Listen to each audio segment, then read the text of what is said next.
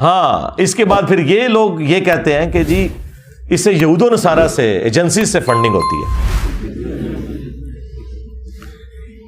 یہود و نصارہ آپ کو یہ کہیں گے کہ قرآن بخاری اور مسلم پڑھو تو تم ہدایت پا جاؤ گے.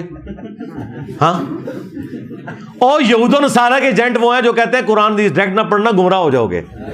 ہاں مجھے بتاؤ اگر آج کوئی یہودی آ کے آپ کو کہنا قرآن نہیں پڑھنا مسلمانوں، یہ کتاب پڑھ کے انسان گمراہ بھی ہو سکتا ہے، تو ہم پورے ملک کے اندر ریلیاں نکالیں گے اس کے خلاف. اور آپ کا ہر مولوی ممبر پہ آ کے کیا کہہ رہا ہے؟ قرآن ڈائریکٹ نہیں پڑھنا گمراہ ہو جاؤ گے، ڈائریکٹ بخاری نہیں پڑھنی گمراہ ہو جاؤ گے. اور آپ کہتے ہیں سبحان اللہ مفتی صاحب نے فرما دیا. یہ ہے یہود و نصارہ کے ایجنٹ.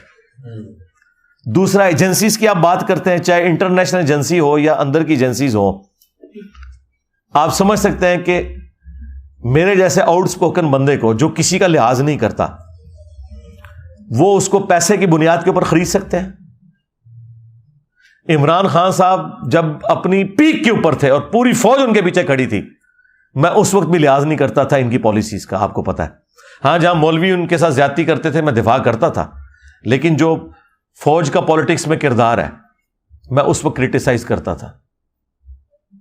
جب عمران خان صاحب اترے تو سارے دم دبا کے بھاگ گئے.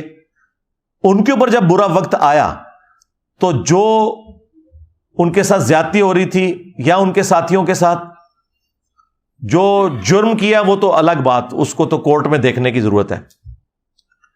تو میں نے آواز بلند کی. آج کسی کی جرت ہے کہ 2 جملے بول دے؟ کدھر ہے طارق جمیل صاحب؟ 9 مئی کے بعد کسی کی جرت ہوئی ہے کہ بولے؟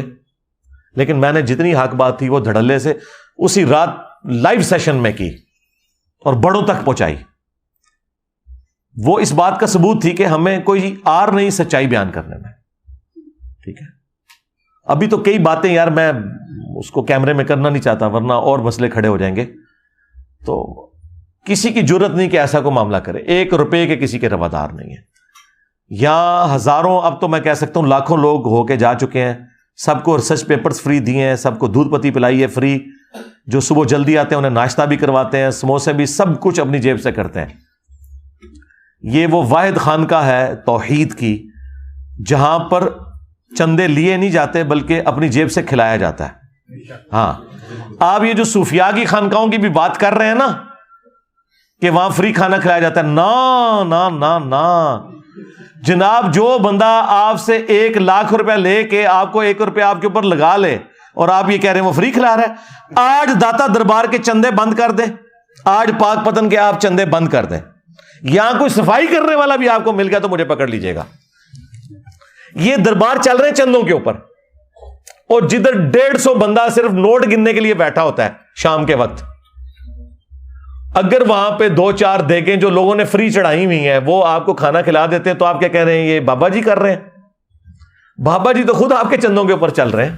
ہاں باباؤں کے بابا آ گئے آپ. ہاں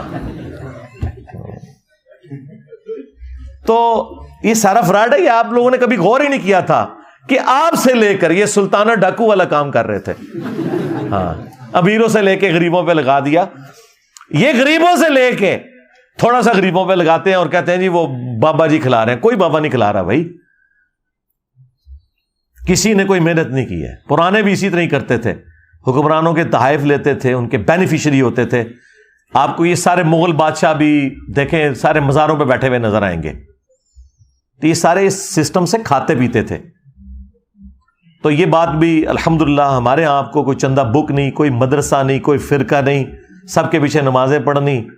تو اب تو کوئی آپ کہہ ہی نہیں سکتے کوئی اس سسٹم سے ہم نے کوئی بینیفٹ حاصل کیا ہے.